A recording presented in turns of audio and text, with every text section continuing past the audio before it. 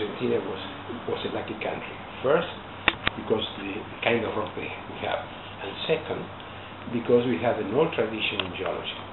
I always keep in mind that the first geology chair in the United States is the Silliman chair. The The Silliman chair was built in 1854, and it was in the University of Yale. The University of Buenos Aires has the first geological chair, the first chair of geology, in 1865, just 10 years after the University of Yale. That's what it means that we have a long tradition in teaching geology in this department, or in this university. And starting in 1865, they were hiring some Italian professor, very famous already in Italy, to come here to teach geology. And this was the beginning of the teaching of geology in Argentina. And at that time, Argentina had a very good economic position.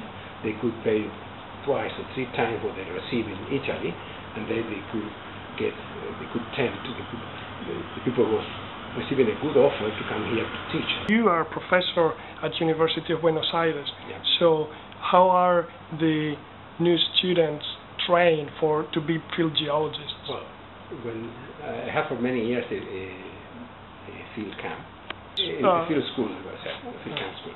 And for many years, I went with the students of our university and several universities in North America that came to that field camp. And I had the opportunity to insist thousands of times how important is observation in the field to get familiar with the rocks and the structures and all this kind of thing. And I was trying to tell them how important it is to be in the field and to understand, to read what the rocks. But do you perceive that the new generation is spending less time in the field? Well, everywhere, all around the world, in my time when I used to go to the field, at least it was 1 month or 2 months.